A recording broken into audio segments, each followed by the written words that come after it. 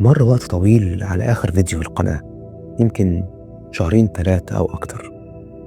يمكن بعض الناس افتكر إن الحلم انتهى، إن الصوت ده هيسكت للأبد.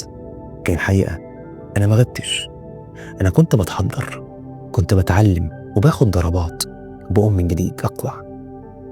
كلنا بنعدي بلحظات ضعف، لحظات بنحس فيها إننا وقعنا وإنها النهاية. بس الفرق بين اللي بينجح وبيفشل، مين اللي بيقوم من بعد الوقعة؟ اسأل نفسك، هو الطريق كان سهل؟ عمره ما كان سهل.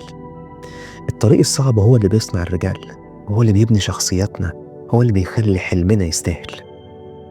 أنا راجع مش عشان أثبت لك إني قادر، أنا راجع علشان أقول لك أنت كمان تقدر. اللي عندك مش أقل من اللي عند أي حد غيرك. الفرق الوحيد هو قرارك. قرارك يا تقف يا تكمل. والليلة دي، هنا، دلوقتي، في اللحظة دي، هي لحظة البداية. البداية ليا وليك، البداية الجديدة.